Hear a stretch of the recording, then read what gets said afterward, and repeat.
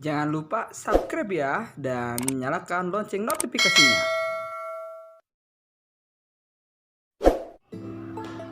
Oke, halo semuanya. Assalamualaikum warahmatullahi wabarakatuh. Apa kabar kalian? Semoga selalu dalam keadaan sehat walafiat. Ketemu lagi bersama saya Irfan Sutrisna dalam mata pelajaran Bahasa dan Sastra Indonesia. Di sini saya akan menjelaskan tentang bahasa dan sastra Indonesia. Sebelum kepada pembelajaran, tentunya di sini saya ingin tahu dulu nih seperti apa pengetahuan kalian tentang bahasa dan sastra Indonesia. Sebelum kita lanjut kepada pembelajarannya. Nah, apa sih yang kalian tahu tentang bahasa? Apa sih yang kalian tahu tentang bahasa Indonesia?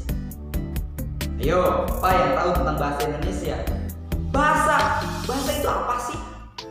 Bahasa menurut para ahli adalah bahasa itu adalah simbol, bunyi yang dihasilkan oleh alat ucap manusia.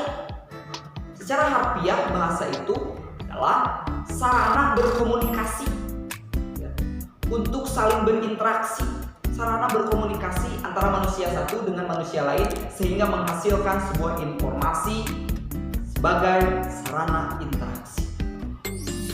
Tentunya jika dilihat ragam bahasa itu sangat bervariatif di dunia, sangat berbeda-beda bahasa.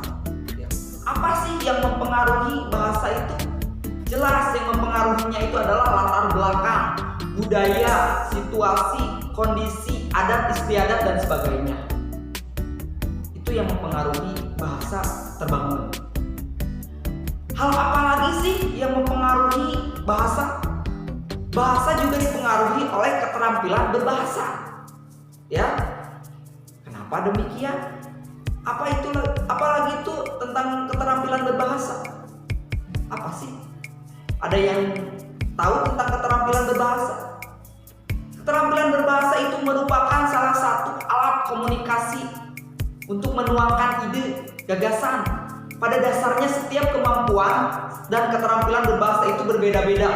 Kemampuan berbahasa itu pada setiap manusia satu dengan manusia lainnya tentunya akan berbeda. Begitupun akan hadir sesuai dengan tahapan-tahapannya. Ada apa saja keterampilan berbahasa itu? Sesuai yang sudah disampaikan oleh Hari Guntur Tarigan dalam bukunya halaman 1 buku 2012 tentang keterampilan berbahasa.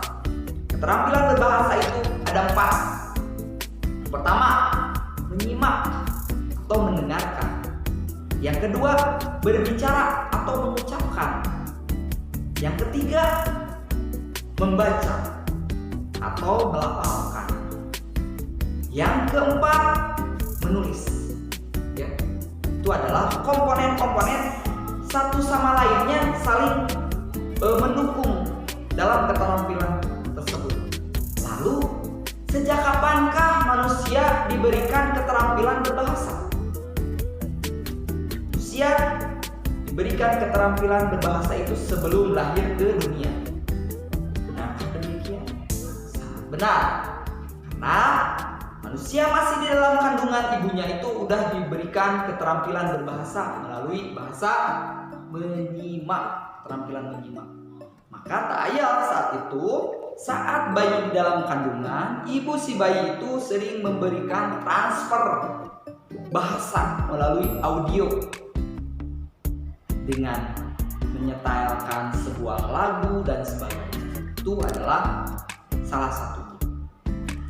Lalu keterampilan berbahasa itu setelah dia lahir itu mencoba untuk mengucapkan, melafalkan, berbicara A, B atau bahasa-bahasa yang gampang mereka tiru dari mereka menyimak atau mendengar. Setelah itu keterampilan itu bergeser dari menyimak, berbicara, melafalkan bahasa-bahasa yang baru mereka dengar, bahasa-bahasa yang baru mereka kenal, dilafalkanlah dalam bentuk pembicaraan. Selanjutnya dia mampu untuk membacakan apa yang sudah dilafalkan oleh dirinya sendiri, yang sudah diingat oleh dirinya sendiri, maupun yang sudah dilafalkan oleh orang lain meniru. Nah, setelah itu mereka diberikan keterampilan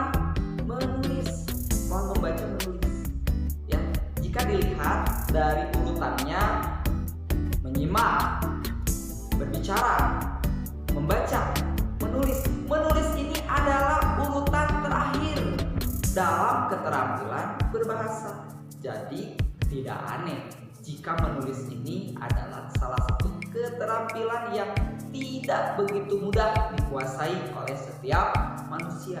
Jadi bagaimana dong kalau misalnya harus mempunyai keterampilan menulis? Yaitu 3 keterampilan yang mendukung dan menyokongnya itu harus mampu dikuasai dengan benar.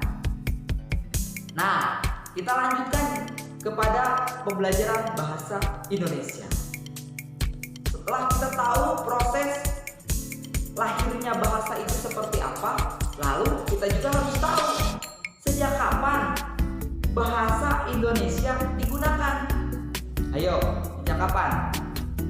Bahasa Indonesia digunakan tepatnya pada tanggal 28 Oktober 1928. Saat itu para pemuda berkumpul dari pelosok satu dan pelosok lainnya berkumpul di satu tempat. Dari daerah satu, daerah lainnya berkumpul dalam satu tempat dan mengikrarkan satu sumpah yang disebut Sumpah Pemuda. Bagaimana isi dari sumpahnya? Yang pertama, bertumpah darah satu tanah air Indonesia, berbangsa yang satu, bangsa Republik Indonesia. Yang ketiganya adalah menjunjung tinggi bahasa persatuan bahasa Indonesia. Itu adalah ikrar yang disampaikan oleh pemuda melalui Sumpah Pemuda. Itulah kedudukan bahasa dan sastra Indonesia itu menjadi bahasa kesatuan Republik Indonesia. Harus tahu latar belakangnya, asal usulnya, proses terjadi bahasanya. Ini semua semata-mata agar kita ketika mempelajarinya itu lebih bijak lagi, lebih baik lagi dalam mencermatinya. Kita analogikan saja, ketika kita berkenalan dengan siapapun tentunya kita harus tahu dulu dong asal usulnya, latar belakangnya, siapa, di mana dan sebagainya. Harapannya ketika kita mempelajari bahasa dan sastra Indonesia itu kita harus lebih bijak dalam menyikapinya, kita lebih benar dalam menggunakannya.